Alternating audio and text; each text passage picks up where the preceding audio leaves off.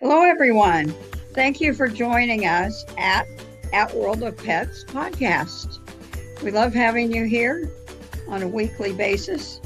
And we want our pets to live as long as possible, but we want that to be a good quality life. So, to that end, we on this podcast explore all things about pets and animals so that we can have them around for a long time, but they are living a quality life. So again, thank you for joining us. Take it away, hosts. All right. Are we live? We are live. I think we missed the intro, but that's okay. So we're here with the World of Pets podcast once again with my amazing host, Anthony. And today we have a very special repeat guest, and her name is Claire. But first, I want to get to our sponsor. That's debspets.com, DEBSPETS.com. And you can go and find about pet and human health and wellness. So we on this channel like to talk openly and freely about pets and animals, whatever your experiences may be. We support nonprofits and veterans services. So without further ado, Anthony, would you please bring in our guest for the evening? So 9 years ago, almost 10 years ago now,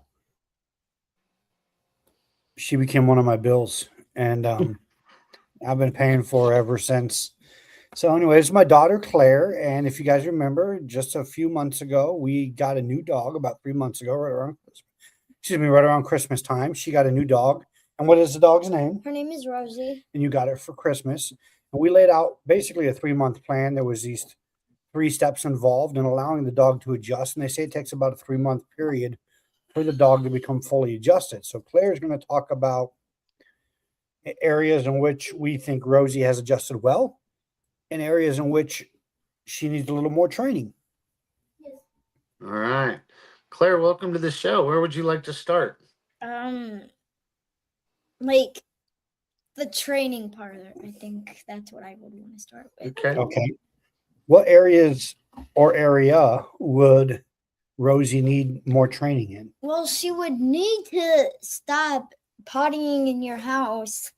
And she needs to get training on being more used to people because she just hasn't been able to be used to people yet. Yeah. What happened the other day when Dad had to be up at the state capitol? Noah came over and Cobb and Rosie were there, and Rosie didn't go out because she didn't want to, and Cobb did. So our neighbor and her son Noah were taking care of the dogs while I was up at the capitol, and they could get Cobb to go outside, no problem, but Rosie has this habit of not accepting new people and not wanting to be around them if she does, even though she's met them and she's been around them before, she just won't come to them. Last time I was in the hospital for an extended period of time, a family in church tried to take care of the dogs for me, and she just laid on the couch and growled at them the whole time they tried to get her to come. So she doesn't do well with strangers. Brody, turn that down a little bit, bud. And yes, she has found her favorite spot in the house to use as the bathroom. The problem is, in the world that I'm involved in and with everything that I do, I'm extremely busy and I haven't had much time to be consistent in training her. But now that the first phase of my campaign is done, I have a little more time over the next couple of weeks to work a little more consistently with her. So we're hoping that makes a difference. Where do you think you'll start with that? Probably treat training. Taking the soiled stuff outside, showing her that this is where you potty, giving her a treat when she does it, rewarding her for doing it, and then shampooing the carpets really, really well to get that scent that's attracting her there out of there. I mean, I've already shampooed them once, but I need to do it really, really well again and kind of lift that odor that's down deep that's causing her to be attracted to that area. And then, like I said, the positive reinforcement through the treat training works for animals. It doesn't seem to work so well with kids. They give them treats and they just get wilder. But anyway. They need to give Cobb treats too. Well, yes. But so that's where I'm going to start with that. I might do some other research because she is 3 years old. You know, the old saying about teaching an old dog new tricks. So I might need to do a little more research on if that's not effective, on ways to effectively get her to stop using the bathroom inside. We give her plenty of opportunity to go outside. Sure. So, Claire, what is once you got Rosie and you started out, we talked about it before. Where did you think that was going to help take you in a learning stance as far as how to raise your own pet? Well, I've always wanted one, and I thought it would always be easy to have one. And once I realized how hard it was, I was like, I don't want no more pets anymore. But I did really want one really bad, and I got one for Christmas. That's end of the thought process right there. Yeah, but Got what do you. you think? What do you think having a dog that is yours is teaching you? It's just teaching me how to take care of an animal, and it's teaching me to learn new things with Rosie. That's it. I think it maybe teaching you some lessons that you may need future in life, possibly. Yeah. Anything about responsibility and caring for another life? Yeah, that too. Yeah. Very important. Yep, the nicest people I know own pets. I will tell you that much. All right, so you said 3 month journey. So after the first month and adjusting and all that stuff, what do you think that second month looked like? Paint that picture for me, Claire. Go ahead.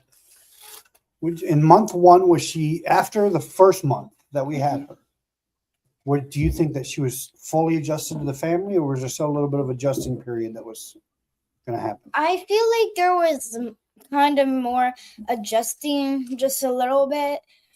But she needed to get used to Cobb, and I do remember her just fighting with Cobb. And once she got used to once you got used to Cobb, they play a lot now, and they got used to each other slowly, and that's it. Oh, we just had a message pop up. So do you think the dog is comfortable with you, Claire?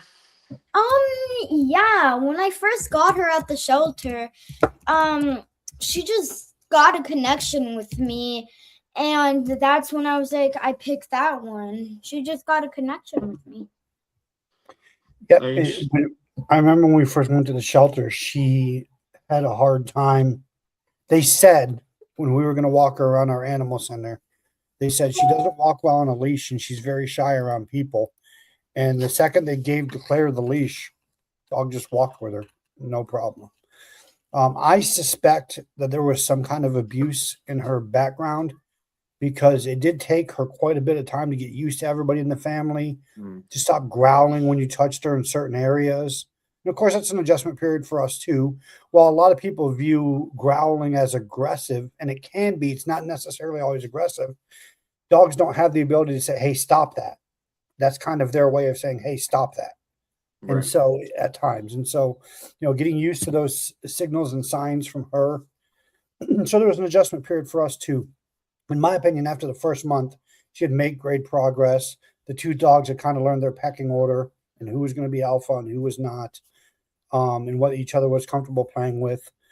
But she still had a lot of getting used to our schedules, the busyness of our schedules, the routine of the kids only being here half the time. That's Right. something that took her a while to adjust to. Right. So are you kennel training her as well? No, kennels have not worked well with Cobb, and so I got rid of all my kennels. As a matter of fact, she hurt herself pretty bad last time I tried to put her in a kennel, so I don't have any kennels. And having Cobb here has helped as far as I have had to put new security systems in my house. So I have cameras now, so I am able to watch them, which is new in the last month, and they both seem to be doing well together when nobody's here. So I figured that would happen. Well, that's good. Well, tell me about the last month with Rosie, Claire. Well, This past month, month 3, how is that going? It's going good. She does this little hand signal when you don't pet her. She like puts her paw on your feet, like your hand, meaning she wants to have more pets. And whenever she sees us, she just wags her tail as like being happy that she sees me. Yeah. Does she smile at you? No, she's not really a smiley dog. No. What do you think you could do to make her a smiley dog? Just to let her like have toys, because she doesn't play with them, so we got to get her more used to toys. But to make her smile is probably giving her more treats, because she loves those treats. So Yeah. She does love treats. I think it's also been an adjustment period for Cobb. Cobb is super jealous of me specifically. So, for example, if the kids aren't here and I'm giving Rosie any bit of attention, Cobb will literally jump right up on me and wedge herself between me and Rosie, like, hey, that's my dad. You leave him alone. And she'll just sit there until I stop messing with Rosie. And then she just gets down and walks away.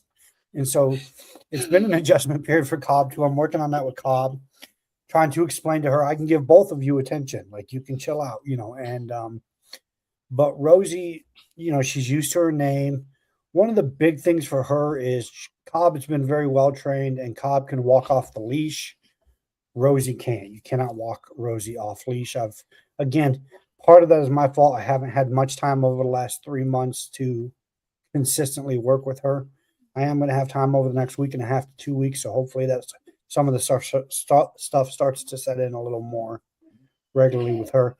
But I think she adjusted fully to us, at least as a family, our routine, her new norm.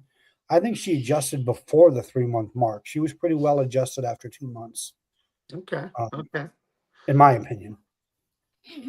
What do Claire, you do think? you guys have a dog park near you? We do. A what? A dog park? Yeah. Have you taken Rosie out there yet? Yeah, No. what happened when we took them to the park the last time you guys were with me? She got up on the picnic Oh table. yeah, she did get up on the picnic table and Just lay laid down. there. Like she didn't know She what climbed she up on the was doing. picnic table and just laid there. Cobb's running around everywhere. And what did Rosie do? Lay down She and just laid on the table. Yeah, I can tell you what that behavior is specifically. So that's why I asked, because my dogs did that too when I first took them to the picnic or to the dog parks, and they could run around free. They had picnic tables and the stuff like that. And we went to the small dog park to begin with because all of them were dachshunds, and I would just sit down on the picnic bench, but they would want up on top of the table because all the other dogs they were unfamiliar with. So she was paying attention to what the other dogs were doing. So it was like a lookout point. And then I managed to get him down, walk him around the park. And, about 3 or 4 times later, I'd take him into the big dog park and adjusted them to the big dogs and all that stuff so that they weren't concerned, if you will, about encountering a big dog out in public on our walks because we walked a lot. So I can tell you that at least that's my interpretation of what that was. She was putting herself in a position of rest and relaxation so that she could observe everything that was going on around her. Yeah, she did it immediately, huh? As soon as we took the leash off, bloop, bloop, bloop, there she was. Yep.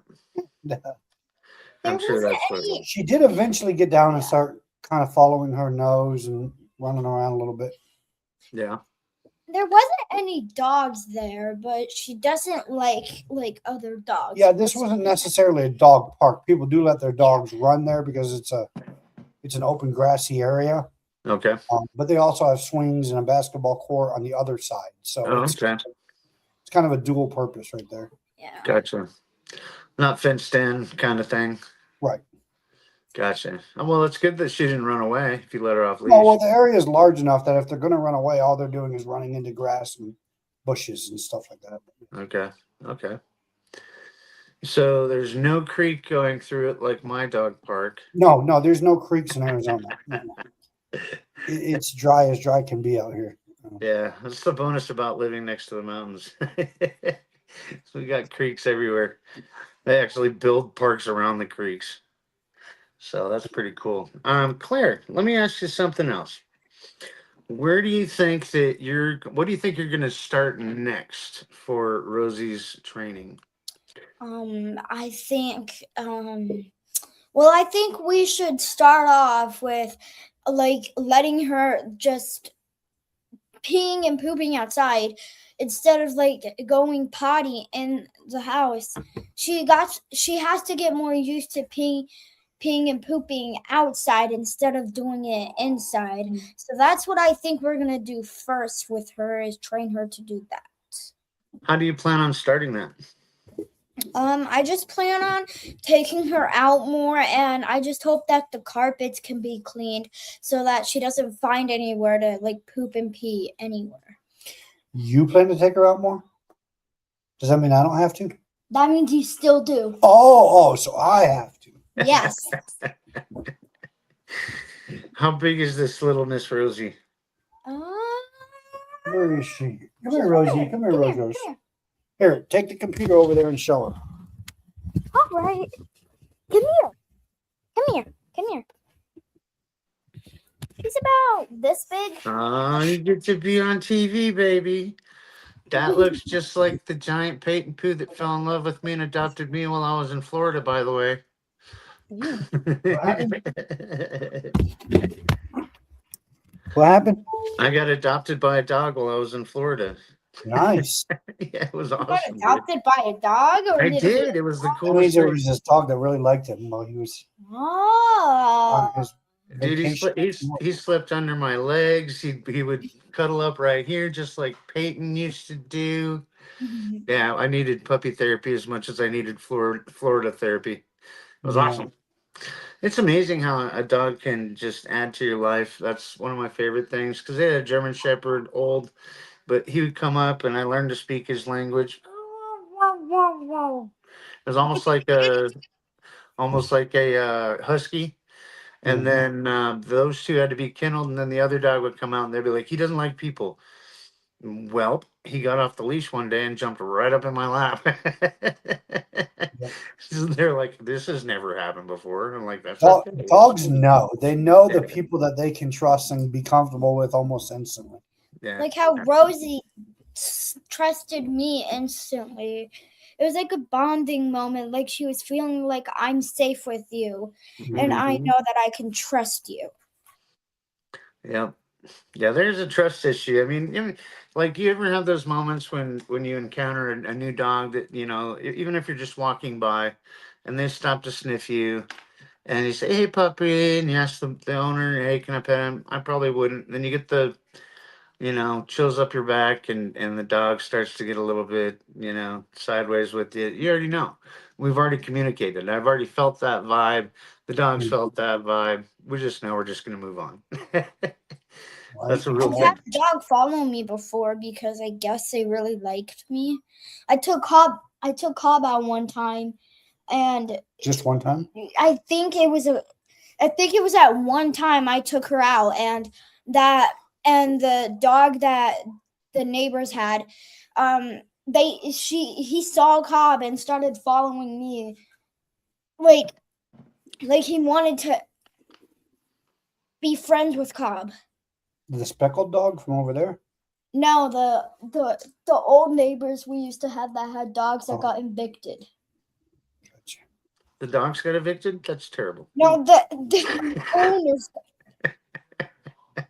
I understand.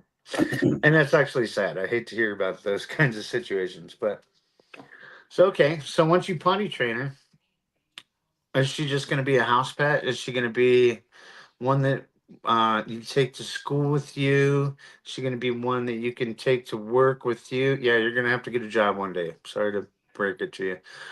But I want to be a nurse as soon as possible, you need to get a job. I want to be a nurse when I grow up. I want to go to college, nursing school. Well, if you're going to be a nurse, you definitely have to go to college for that. So what kind of dog is she going to be? Is she going to stay at home, or is she going to go to school with you? A home dog. Yeah, she's going to be a home dog. Because they don't allow pets at school. So her older sister, my oldest child, has this spawn of Satan called a cat. And So the dogs like playing with the cat. As a matter of fact, they get upset if they can't access the cat when we're not home. So she's definitely going to be an at-home dog to play with that spawn, huh? Instead of just going at school and barking at everybody. Yeah, whenever I pick the kids up from school, so when the alarms go off, the dogs know what that means. I have 2 alarms set. The high school gets out a different time than elementary school, so I have 2 alarms set. And when I go to pick up the kids and those alarms go off, the dogs go berserk. I say, "You want to go get your kids?" And they jump up in the truck. And by the time we get to the school, they're barking at everything that moves at the school. They're barking at the monitors and the bus drivers and the teachers and the leaves that are blowing and the other fly that just flew by. And they're just barking at everything. They're just having a good old time every day. But if you don't bring them, they're mad.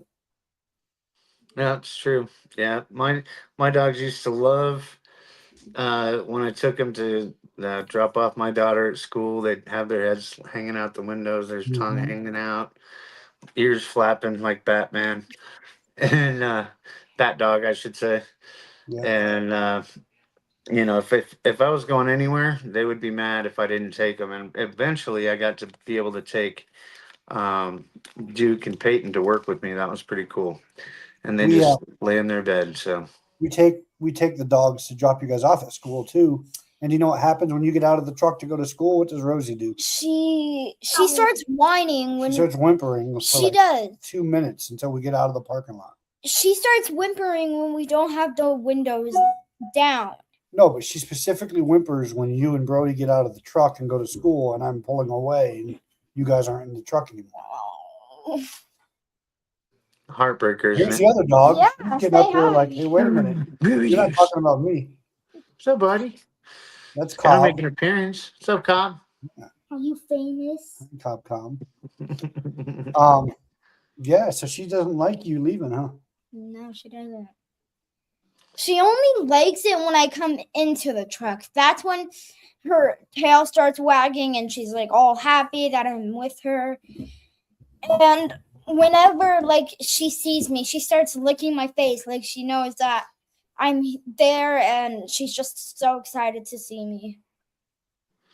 What's the difference in licking your face like she knows you're there and licking your face like she's not sure if you're there? What's the difference? The difference is, so I don't know. I don't know this question. I'm not a professional at this. You will be one day. How could she promise look you. at your face if she's not sure if you're there? She couldn't. She'll do it invisibility. Invisibility. All right, that's why they call them window lickers, right? Right. They still want to lick you, but they can't see what's in between you.